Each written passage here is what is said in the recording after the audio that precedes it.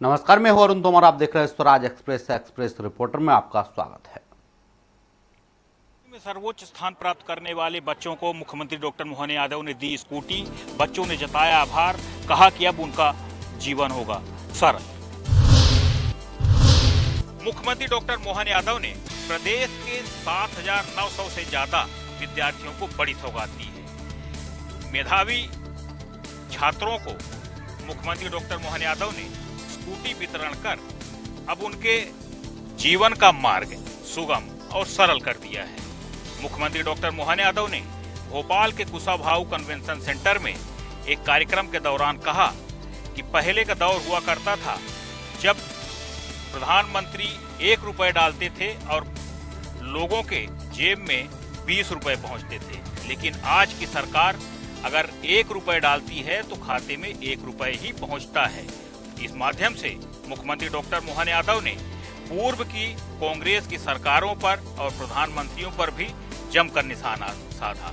साथ ही मुख्यमंत्री डॉक्टर मोहन यादव ने कहा कि आज की युवा पीढ़ी अपना विकास करना जानती है।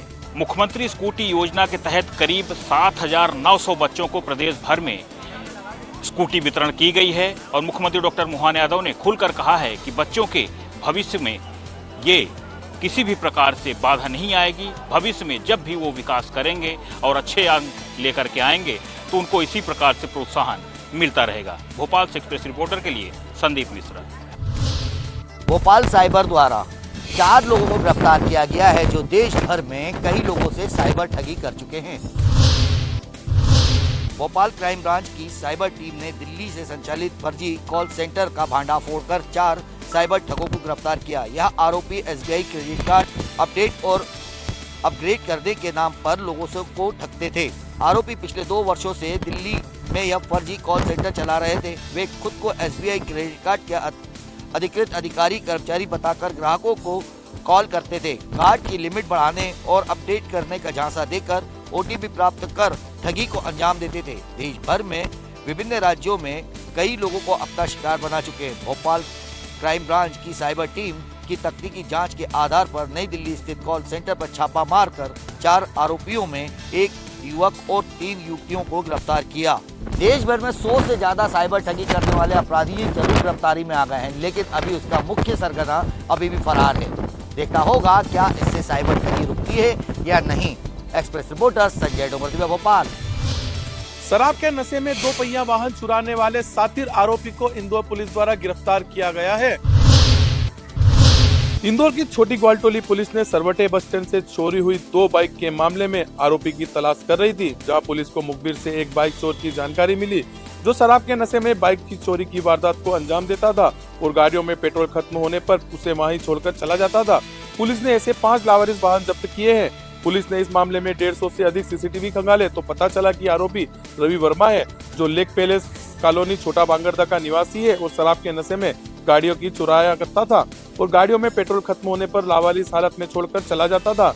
इस मामले में पुलिस ने आरोपी रवि वर्मा को गिरफ्तार किया है और 5 बाइक जब्त की है। इस बारे में एसीपी तुषार सिंह का कहना है कि आरोपी से 5 बाइक जब्त की गई है, जिसमें छतरीपुरा थाना में पदस्थ एक पुलिसकर्मी की गाड़ी भी शामिल है। आरोपी पर पूर्व में कोई मामला दर्ज नहीं है, लेकिन आसपास के थानों से पुराने मामलों की जानकारी जुटाई जा रही है। पकड़ाए आरोपी से पुलिस द्वारा अन्य चोरी की वारदातों को लेकर भी पूछताछ की जा रही है। इंदौर से एक्सप्रेस रिपोर्टर विकास सिंह सोलंकी। ग्वालियर के कलेक्ट्रेट कार्यालय में लाचार हालत में स्ट्रेचर पर पहुंची एक बुजुर्ग महिला ने अधिकारियों से गुहार लगाई तो उन्हें उनके बेटे और बहू से बचा लें। दरअसल में सिटी सेंटर स्थित करौली माता महलगांव इलाके की रहने वाली साधना द्विवेदी कैंसर जैसी बीमारी से जूझ रही है, लेकिन बीमारी से भी अधिक दर्द उन्हें उनके बेटे और बहू से मिल रहा है। ये आरोप उन्होंने कलेक्ट्रेट कार्यालय पहुंचकर कलेक्टर के सामने लगाए। बुजुर्ग महिला को उनके बड़े बेटे अमरीश द्विवेदी मेडिकल स्ट्रेचर पर लेकर कलेक्ट्रेट कार्यालय पहुंचा था। महिला की हालत देखकर कलेक्ट्रेट कार्यालय में मौजूद अधिकारी हैरान रह गए। तुरंत ही उन्होंने एम्बुलेंस को वापस भेजा गया। महिला ने बताया कि जब उसका बड़ा बेटा अमरीश काम पर चला जाता है तो छोटा बेटा अनंत और बहू दीपिका आए दिन उसके साथ मारपीट करते हैं, यहाँ तक कि उन्हें घर से बाहर निकाल देते हैं, जिसके कारण ठंड में उन्हें बाहर रहना पड़ता है। बुजुर्ग महिला की गुहार सुनने के बाद एडीएम ने क्षेत्रीय पुलिस थाने को सूचना दी कि महिला को तत्काल सुरक्षा प्रदान की जाए, साथ ही पूरे मामले की जाँच की जाए। ग्वालियर से एक्सप्रेस रिपोर्टर विनोद शर्मा। हाल ही में पन्ना जिले में जेके व्हाइट सीमेंट प्लांट में हुए हादसे के बाद एक बार फिर कटनी जिले के बड़वारा तहसील क्षेत्र में संचालित जेके व्हाइट सीमेंट प्लांट के मजदूरों के साथ शोषण होने का, अत्याचार होने का मामला सामने आया है। सैकड़ों मजदूरों ने बड़वारा तहसील कार्यालय पहुंचकर कलेक्टर के नाम ज्ञापन सौंपकर न्याय की गुहार लगाई है। कटनी जिले की बड़वारा तहसील क्षेत्र में संचालित बड़ी कंपनियों में आए दिन मजदूरों के साथ शोषण अत्याचार का मामला थमने के नाम नहीं ले रहे हैं। एक बार फिर रुपोंद ग्राम में स्थित जेके व्हाइट सीमेंट प्लांट के सैकड़ों मजदूरों ने प्लांट के ऊपर शोषण, अत्याचार एवं भेदभाव करने के आरोप लगाए। आज जेके प्लांट के सैकड़ों मजदूर एकत्रित होकर बड़वारा तहसील कार्यालय पहुंचे, जहां उन्होंने प्लांट प्रबंधन के खिलाफ जमकर नारेबाजी करते हुए कलेक्टर के नाम तहसीलदार संदीप सिंह को ज्ञापन सौंपा। ज्ञापन देने आए मजदूरों ने कहा कि पिछले 9 वर्षों से हम सभी मजदूर जेके प्लांट में पूरे समर्पण, मेहनत, ईमानदारी के साथ कार्य कर रहे हैं, लेकिन हम स्थानीय मजदूरों के साथ भेदभाव करते हुए आज तक हम सभी मजदूरों की पदोन्नति और प्लांट से मिलने वाले लाभ से वंचित रखा गया है, जबकि दूसरे स्थान से बुलवाए गए मजदूरों को हमसे बेहतर सुविधाएं दी जा रही हैं। इन तमाम गतिविधियों का विरोध करने पर ठेकेदार के द्वारा कंपनी से बाहर निकालने और नए मजदूरों से मरवाने की धमकी दी जा रही है। मजदूरों ने ज्ञापन की एक कॉपी बड़वारा थाना प्रभारी किशोर कुमार द्विवेदी को देते हुए बताया कि प्लांट में बाहर से आए मजदूरों के द्वारा गाली गलौज कर जान से मारने की धमकी दी जाती है, जिससे हम सभी मजदूर डरे सहमे हैं।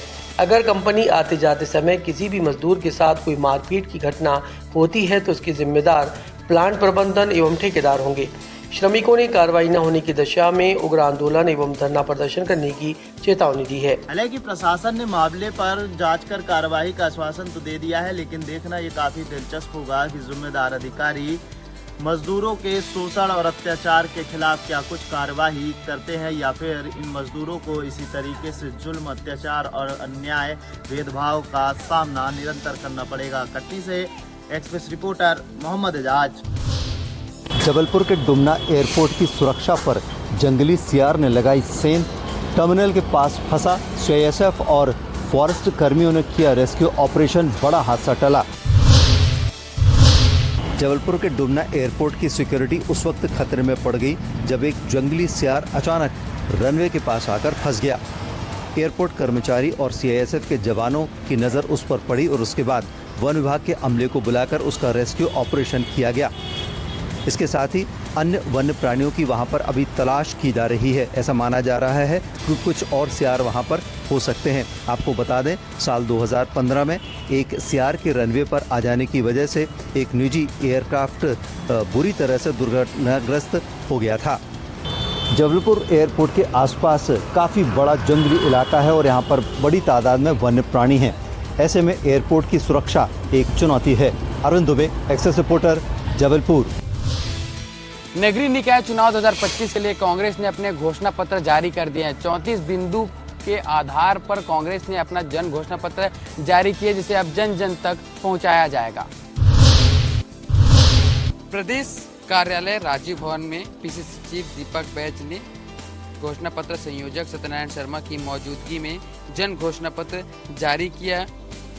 कांग्रेस ने नगरीय निकाय चुनाव के लिए घोषणा पत्र जारी किया। इसके साथ ही सभी जिलों में वरिष्ठ नेताओं की मौजूदगी में ये घोषणा पत्र जारी किए गए हैं। बता दें कि इस घोषणा पत्र में महिलाओं, युवाओं को खास तौर पर फोकस किया गया है। 34 बिंदु के इस जन घोषणा पत्र में तालाबों के संरक्षण, शहरी व्यापार क्षेत्र में महिला प्रसाधन, श्रद्धांजलि राशि के लिए बीपीएल कार्डधारी, इसके साथ साथ आगामी 6 महीने में जहां सुविधा नहीं है वहां सुविधा दिए जाने की बात, साथ ही यूजर चार्ज का युक्तियुक्तकरण और नगरीय निकाय में कार्यरत कर्मचारियों के नियमितीकरण की भी प्रयास करने की बात कही गई है। कांग्रेस ने जहां एक ओर अपना जन घोषणा पत्र जारी कर दिया है, वहीं दूसरी ओर भारतीय जनता पार्टी इसे कॉपी पेस्ट घोषणा पत्र बता रही है कि भाजपा का घोषणा पत्र की कॉपी कांग्रेस ने की है। फिलहाल देखना होगा कि कितना घोषणा पत्र खास तौर पर प्रभावी रहता है। एक्सप्रेस रिपोर्टर रायपुर से गोपी कृष्ण साहू। भारतीय जनता पार्टी ने नगरीय निकाय चुनाव और त्रिस्तरीय पंचायत चुनाव के लिए थीम सॉन्ग लॉन्च किए हैं और इस थीम सॉन्ग में हिंदी, छत्तीसगढ़ी सहित कई तरह के गानों को शामिल किया गया है। भाजपा जिला कार्यालय एकात्म परिसर में प्रदेश महामंत्री संजय श्रीवास्तव, कोषाध्यक्ष नंदन जैन, विधायक अनुज शर्मा की मौजूदगी में थीम सॉन्ग लॉन्च किया गया। थीम सॉन्ग के बोल है, बस बातें नहीं काम किया है, जन जन का सम्मान किया है, डबल इंजन में इंजन लगाएंगे, हर नगर को स्मार्ट बनाएंगे, जिसने बनाया था वही संवारेंगे जैसे गाने इसमें शामिल किए गए हैं। और बीजेपी की सांस्कृतिक टीम ने इस थीम सॉन्ग को तैयार किया है, जिसमें हिंदी छत्तीसगढ़ी के अलावा रैप गाने भी शामिल किए गए हैं। इन गीतों के माध्यम से बीजेपी जनता के बीच जाएगी। भाजपा इन थीम सॉन्ग को अपने विभिन्न रैलियों में बजाएंगे। अब देखना होगा इस थीम सॉन्ग का जनता पर कितना असर पड़ता है। Express reporter Dilip Sahu, Raipur. गौरेला पेंड्रा मरवाही वन मंडल क्षेत्र में लगातार अवैध रेत उत्खनन का कार्य जोरों पर चल रहा है। मैं आपको बताना चाहूँगा कि मरवाही वन मंडल परिक्षेत्र के कुलबीरा गांव में अवैध रेत उत्खनन का कार्य जोरों पर है, जिससे नदी में बने पुल के ऊपर अब खतरा मंडराने लगा है। पुल के पिलर के आसपास जो है अवैध रेत की जो है खोदाई की जाती है और परिवहन की जाती है, जिससे करोड़ों रुपए के जो है राजस्व का नुकसान भी होता है। वहीं लगातार स्थानीय लोगों के द्वारा विभाग के अधिकारियों को अवगत कराया गया है, लेकिन अब तक इस पर कोई ठोस कार्यवाही नहीं की गई है, जिससे परेशान ग्रामीण अब जिला कार्यालय पहुंचे और जिले की कलेक्टर से इस मामले को लेकर कार्यवाही करने की शिकायत किया है। वहीं जो है इस मामले को लेकर अब लगातार जिस हिसाब से जिले में अवैध रेत उत्खनन हो रहा है, इसको रोकने के लिए जो है जिले के मुखिया बात कही है और देखने वाली बात होगा कि आगे किस तरह जो है अवैध रेत उत्खनन करने वाले रेत माफियाओं के ऊपर कार्यवाही की जाती है। एक्सप्रेस रिपोर्टर विपत सारथी, पेंड्रा।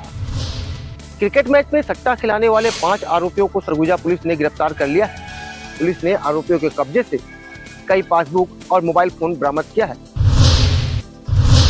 वहीं पुलिस ने बताया कि आरोपियों के कब्जे से करोड़ों रुपए के लेन देन की जानकारी भी उन्हें प्राप्त हुई। गौरतलब है कि पुलिस ने इससे पूर्व क्रिकेट मैच में सट्टा खिलाने वाले 5 आरोपियों को भी गिरफ्तार किया था। दरअसल अंबिकापुर के कोतवाली थाना क्षेत्र अंतर्गत पुलिस को मुखबिर से सूचना मिली थी कि ऑनलाइन सट्टा का कार्य बड़े पैमाने पर किया जा रहा है, जहां क्रिकेट मैच पे हार जीत का दांव लगाया जा रहा है। कुछ दिनों पूर्व ही कोतवाली पुलिस ने क्रिकेट मैच में सट्टा लगाने वाले 5 आरोपियों को गिरफ्तार किया था, जिनके कब्जे से पुलिस ने भारी मात्रा में पासबुक और सैकड़ों मोबाइल फोन भी बरामद किए थे। वहीं इस पर कार्रवाई करते हुए कोतवाली पुलिस ने एक बार फिर क्रिकेट मैच में सट्टा खिलाने वाले 5 आरोपियों को गिरफ्तार किया है, जिनके कब्जे से भी पुलिस ने पासबुक, ATM और कई मोबाइल फोन बरामद किया है। पुलिस ने बताया कि आरोपियों के कब्जे से ट्रांजैक्शन में पता चला है कि करोड़ों रुपए का लेन देन इनके द्वारा किया गया है। वहीं पुलिस पूरे मामले की जांच में जुट गई है और इसमें कई और नाम सामने आने की बात कह रही है। एक्सप्रेस रिपोर्टर के लिए अंबिकापुर से संजय रजक की रिपोर्ट। प्रधानमंत्री नरेंद्र मोदी ने आज महाकुंभ के त्रिवेणी संगम पर डुबकी लगाई। उनके साथ मुख्यमंत्री योगी आदित्यनाथ और साधु संत मौजूद रहे। पीएम नरेंद्र मोदी ने आज संगम में डुबकी लगाई। बमरौली एयरपोर्ट पर राज्यपाल आनंदीबेन पटेल, सीएम योगी आदित्यनाथ और दोनों डिप्टी सीएम ने स्वागत किया। महाकुंभ मेले में स्नान के बाद पीएम ने ट्वीट करके खुशी जताई। उन्होंने एक्स पर लिखा, प्रयागराज महाकुंभ में आज पवित्र संगम में स्नान के बाद पूजा अर्चना का परम सौभाग्य मिला। मां गंगा का आशीर्वाद पाकर मन को असीम शांति और संतोष मिला। उनसे समस्त देशवासियों की सुख, समृद्धि, आरोग्य और कल्याण की कामना की। 54 दिनों में पीएम मोदी का प्रयागराज का दूसरा दौरा है। इससे पहले वे 13 दिसंबर को यहां आए थे। पीएम के इस दौरे को राजनीतिक पार्टियां अलग मायने निकाल रही हैं। दिल्ली और मिल्कीपुर उपचुनाव के बीच प्रधानमंत्री नरेंद्र मोदी का प्रयागराज दौरे का राजनीतिक पार्टियां कई मायने निकाल रही हैं। लखनऊ से एक्सप्रेस रिपोर्टर पवन सिंह।